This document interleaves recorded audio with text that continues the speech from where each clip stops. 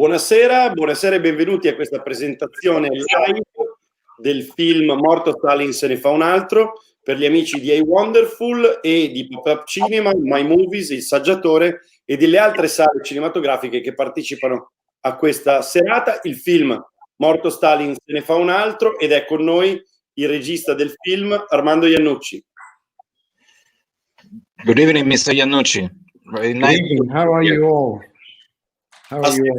Assieme a noi da Londra parleremo inglese questa sera. Potete azionare i sottotitoli automatici di Facebook. Da questo momento anche io un po' renzianamente proverò a parlare in inglese con Armando. Da Londra Alessandro di Simone. Ciao Alessandro. Ciao Andrea, no, I was laughing because Andrea said renzianamente, because I don't know, Armando, if you know, but we have an Italian politician that speaks English in a very funny way, and better than me. So and can I just say, I'm glad Facebook is translating, because as we know, everything on Facebook is accurate. Can be very funny. Perfect. Please show us the translation in Italian of our conversation in English. So, first of all, Armando, the film of tonight is a satire about the power and the most influent dictator on the last 50 years, Joseph Stalin. In your opinion, in your fantasy, in your imagination, how Stalin regime will react to COVID today?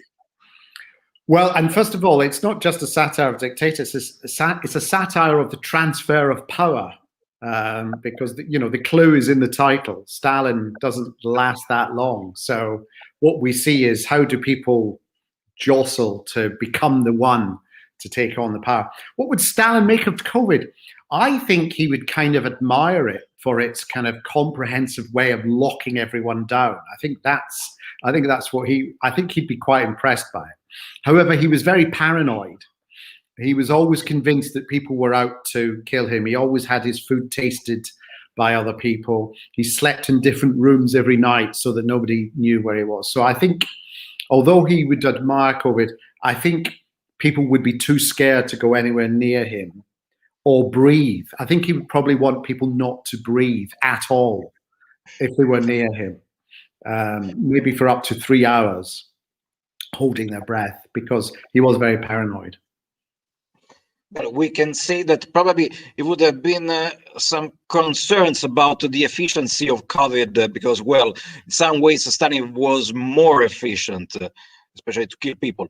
And I think that there is a beautiful switch at a certain point of your movie, because it starts and is an incredibly funny satire about power, but there is also a very dark side of the movie, that is a dark side of history, actually. Yeah. When you were writing, because I have to say that you are probably one of the most brilliant writers that I have seen in the last few years. And while you were writing the movie, how did you manage this switch? Well, it's I mean, I can't take all the credit for the writing. There were David Schneider I wrote it with, and Ian Martin, and various people that I've built up a writing team over the years that I like to work with. Well, I think what we did was we spent a lot of time researching the truth, trying to find out the truth, because the deeper we dug around as to what actually happened in the Soviet Union under the time of Stalin, the more ridiculous were the facts. And, when people watch the film, there'll be certain scenes where they think, I cannot believe that actually happened. And I can guarantee you, those are the scenes that cover events that did happen. And that's what we did. We went out to Moscow. We spoke to people. I went around the Kremlin. I wanted to see what the Kremlin looked like, because I wanted to recreate the Kremlin, the 1950s Moscow, as realistically as possible. But we spoke to people who grew up under Stalin and who would tell us things like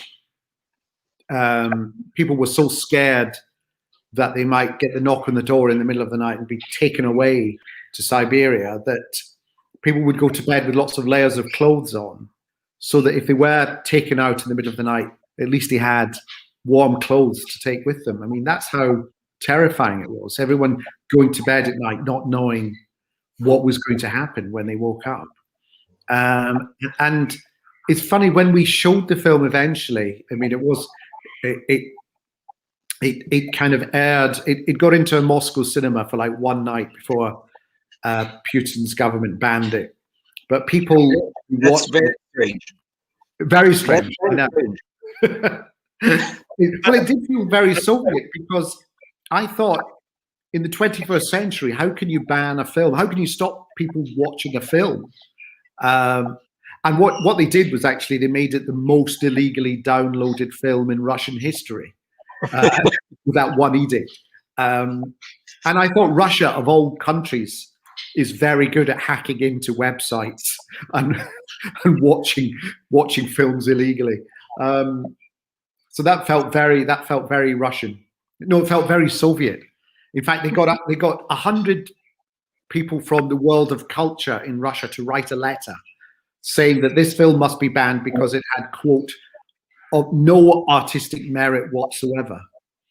That was the reason for banning it. And, you know, everyone tonight will be the judge of that. I forgot what my thread of thought was. Oh, yeah, we're talking about, yes. So people who went to see the film in Russia, or when we showed it in London and out in America, I met families, I met people who had grown up under Stalin. I met one person who'd been to Stalin's funeral. I met a guy in Los Angeles who looked familiar to me, and he was asking me all sorts of questions. And as he left, he went, "By the way, Trotsky was my uncle." But they all said, it's true because it's funny. The only way to process what was happening under Stalin was by pointing out the absurdity of it. The fact that everybody knew what was going on, but everyone had to pretend that they didn't know. Yeah. That everyone thought he was the greatest person who ever lived. Well, they had to pretend that. The fact that, you know, when he made a speech, people were applauding, but everyone was looking around to see when to stop applauding. And people were scared to stop applauding because the first person to stop applauding might be taken out and shot. So sometimes the applause went on for 10, 15 minutes. All of those absurd, and they're both funny and yet terrifying at the same time. And that's what I thought. That's our approach into it. The comedy has to be funny, but it has to be true, and therefore terrifying at the same time. Because what I wanted to create with the viewer really is that low-level anxiety that I think people at the time in the Soviet Union carried around with them every day. We spoke a lot about the making of the film, the cast and the crew that made the film with you on an extended Q&A that you can find on the website IWONDERFULL. But tonight, I want to ask you your rapport with power.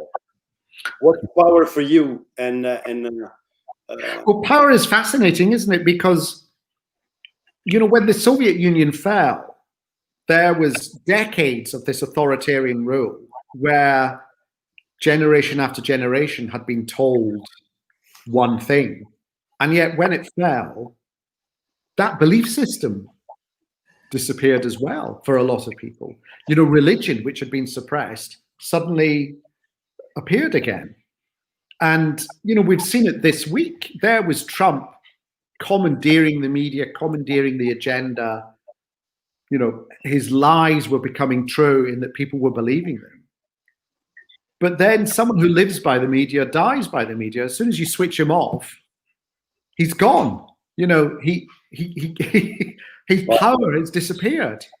You know, yes, there might be a residual following, but that ability to mesmerize a large group of people has disappeared. So the thing about power is it looks so physical. it looks so present, and yet in the end it's mist, it's abstract, it kind of evaporates really. And I think that's what goes through the mind of anyone in power, in that they have to keep moving, they have to keep imposing their authority, because the moment they stop is the moment everyone realizes there's nothing there.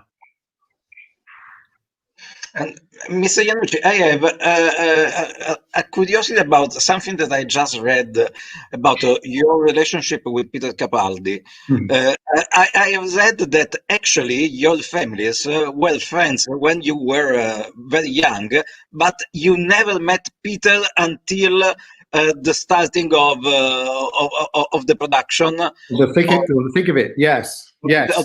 There is a large. I want to know something about the reaction of both of you.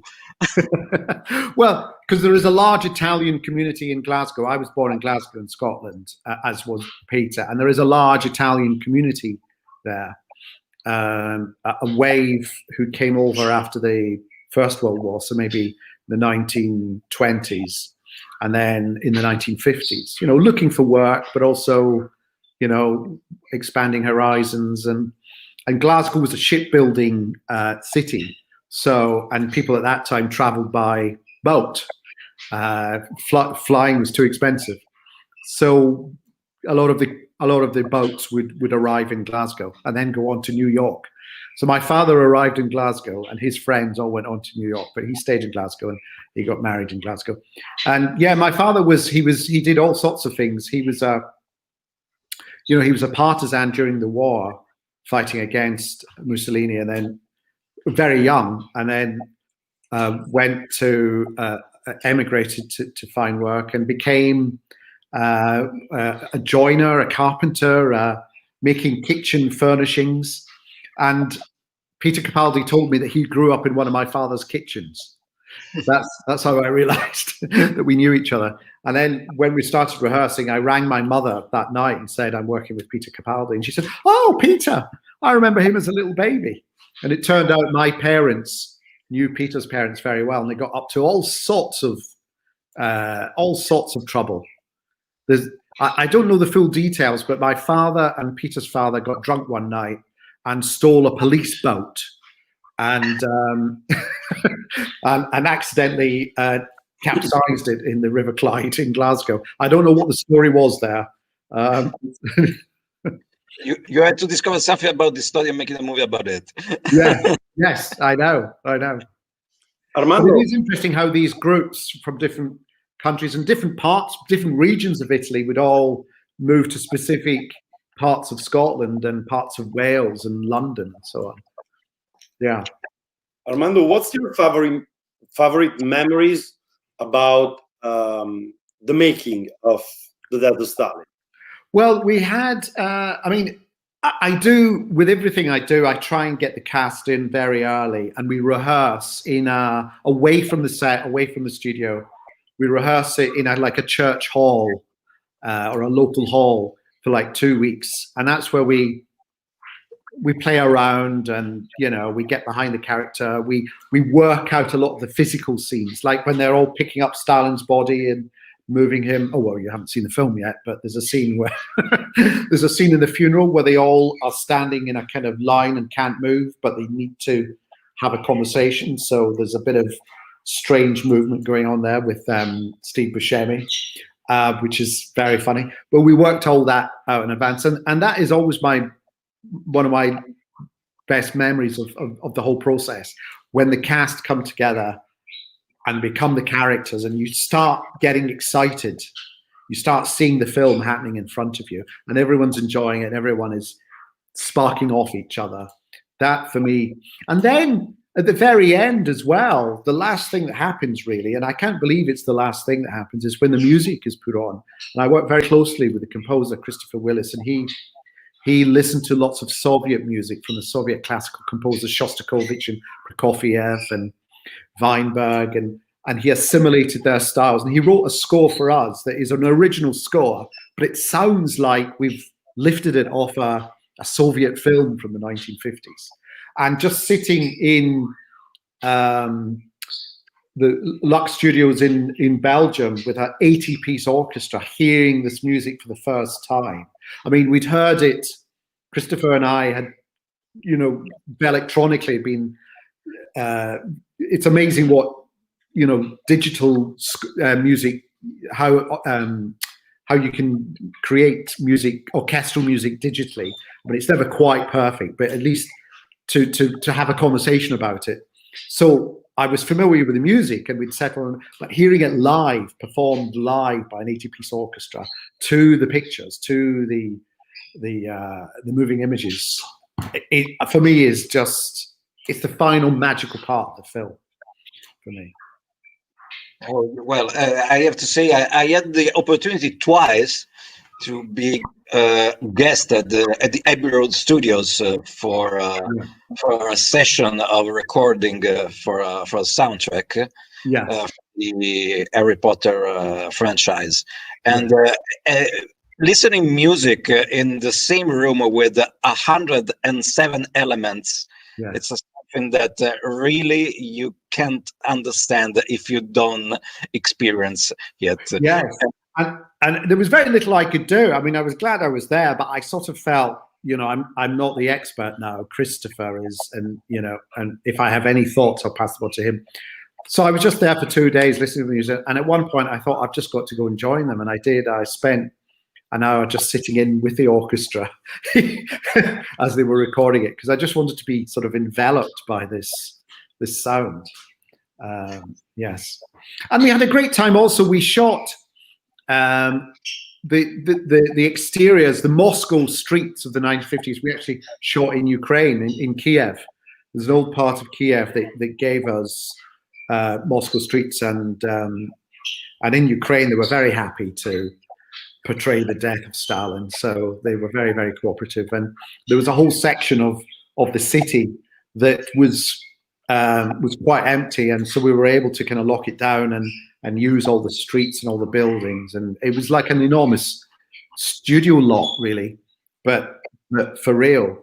And that was exciting, you know, and having, you know, working through the night with huge crowds and 1,000 people there, and the army and the citizens, and that gave us that kind of. It's not an epic film, but it has a large scale. It's on a big stage, and we very much wanted. I dug out an old documentary footage of Stalin's funeral. We tried to match the look of Stalin's funeral as much as possible. Armando, I think that as a citizen, we have to be clear with our government about the fact that we want vaccine, and we want faster, please. Very. This is what everyone's finding out, isn't it? We were told vaccines are coming, January, it's going to be wonderful. And then you sort of start working out, well, hang on, how many people are there? And how quickly are you doing the vaccine? This is going to take 50 years if we're not careful. So, I mean, in the UK, we've just doses. Sorry? There are 2 doses for the vaccine. Yes. Okay, 100 years then. Okay.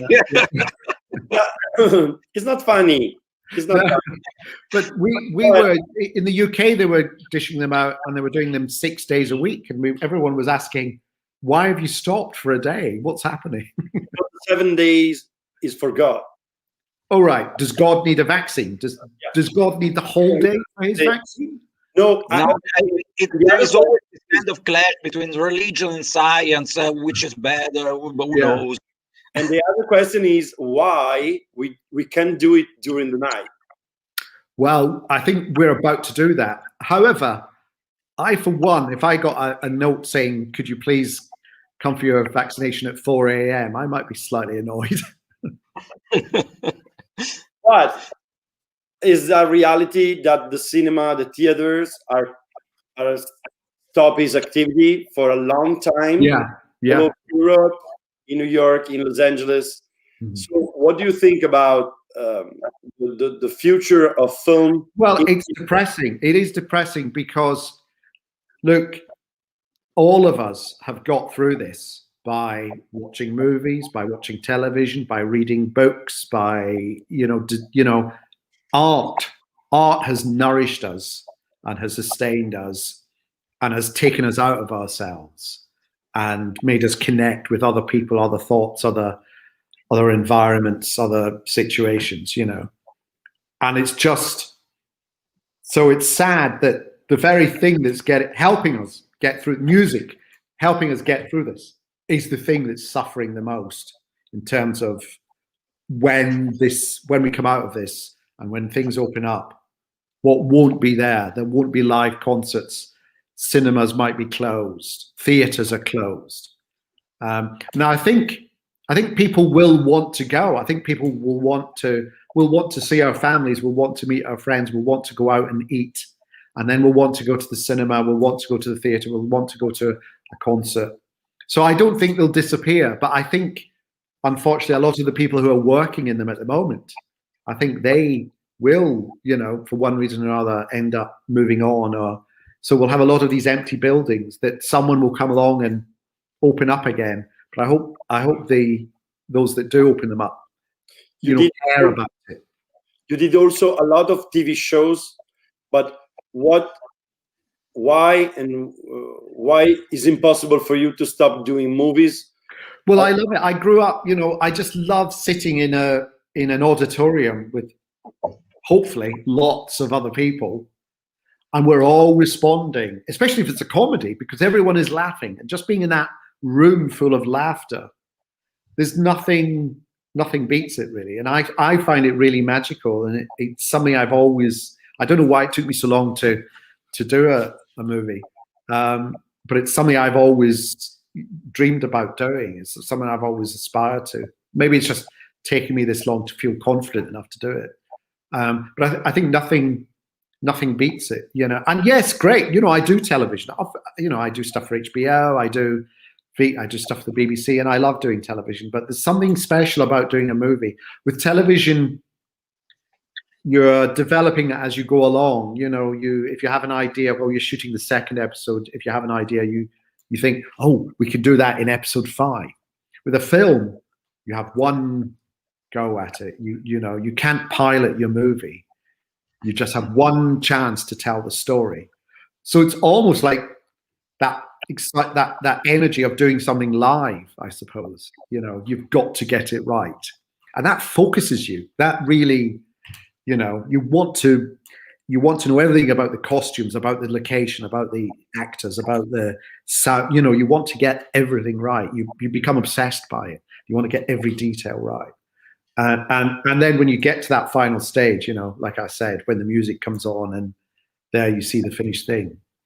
Or really when you go to your opening night and you sit there among an audience and you think, oh my God, I hope they like it. There's nothing like it, really. And I find with film with television, I don't see my audience. You know, they're all at home. With film, I do, because I'm taking it. You know, I came with you, Andrea, to, you know, in Bologna and Florence and Rome, you know, and we meet our audience afterwards and we talk to them. And that's what I love about it. You know, you've got to go out and sell your movie, which is good in that you've got to engage with people. You've got to encourage them and infuse them to come in and see it. So that's what I like about it. And Mr. Iannucci, if I remember well, your latest movie, David Copperfield, was one of the last movies before the lockdown in London, in UK. And actually you were almost lucky because you had the opportunity to show the film in the theaters, even for a few days. Yes. And right today, we discovered that Sony decided to push forward a bunch of movies, or important one, and most of all, we discovered that even James Bond will be released on October the 8th, if I remember well. Well, for a director, how is the feeling to stay on the table, write a new movie, and plan a production, knowing that who knows when it will be possible to be on set? Well, I think you just have to hope. I mean, I've just had an idea in the last week or so for a film, And I want to know. But I can't tell you what it is yet. And I actually now, I suppose, because of, you know, the situation, I'm kind of looking forward to spending 5 or 6 months at home writing it and developing it and getting the ideas ready for it and so on. But I'm assuming that by the new year, please, by the new year, we'll be able to film. We'll be able to film, I'm sure. I mean, there are productions now, but from what I hear, it's very tough. It's hard. You know, I think it's basically Tom Cruise, and everyone wearing masks. It's tough, and especially the way I work, which is very collaboratively, and you know, with a big ensemble. It's very hard to get that spontaneity when we're all having to stay apart and wear masks if the camera isn't on us, and you know, if we want to change things with every take, you know, that's hard. Armando, you did a show that predicted a female vice president of the United States. Yes. What's your come si può dire, Alessandro, un suo, diciamo, augurio? What's your wish? What's your feeling about this, and what do you wish to Mrs. Kamala Harris? Yeah, well, I mean, it's very kind of you to say I predicted it. I mean, it wasn't that daring a prediction. I mean, when we made Veep, and this was about 2011, 2012, I suppose we wrote the vice president as female former senator, just because we thought that was bound to happen, you know, and we didn't want people to think, oh, are we writing Al Gore, or are we writing Dick Cheney, or are we writing, it was Joe Biden then was the vice president. And I thought if it was a woman, then people wouldn't be saying, oh, who's this meant to be? Except of course people then said, oh, is it meant to be Sarah Palin? Oh, is it meant to be Hillary Clinton? And we also wrote it because we thought, well, that's going to happen, isn't it? Isn't that going to happen in 3 or 4 years? So actually, I'm quite surprised that it's taken 8 or 9 years since then before we've even got to the vice president. But I think, although it's historic, I think the next election will see. I think the genders will be much more balanced, because there are so many female senators and female governors and congresswomen as well, that I think actually we're beginning to get to that kind of level that it should have been about 20 years ago, well, longer. But yes, so I'm just surprised that it took so long. Mr. Iannucci, I'd like to ask you a question. Have you in mind to write something about our, because I live in London, Prime Minister? I see him as a sort of comedy character anyway, really. I think he's mostly fictional. I mean, what he says is mostly fictional. So, you know, so I don't. He's one of these people I don't want to glorify, really. Oh, okay, that's a good idea. What was that, Andrea? Master, now you are the last one to have the vaccine. At 4 a.m. So, thank you to be with us. Grazie di essere stati con noi per questa introduzione di un film, The Death of Stalin, Morto Stalin se ne fa un altro che amiamo molto. We love also one of the character, one of the actor, most than the other. All the characters are wonderful, all the actors are wonderful, but of course Michael Palin is part of our nature, our education, right, our love, our legacy, joy of life. So if you have the opportunity to talk with the wonderful Michael Palin, say hello by I will. Italian fan club. Excellent. I will pass that on. Sir Michael Palin. Sir Michael Palin, yes. Sir Simon Russell Beale as well. Barrier. And so next, Sir Armando Iannucci. We will see. The Queen have a long life to do that. All the best Thank you. to you and your family. Thank you to be with us tonight. And for all the audience of tonight film, enjoy The Death of Stalin. Enjoy. Thank you. Bye. Thank you, Bye-bye. Mr. Iannucci. Thank you.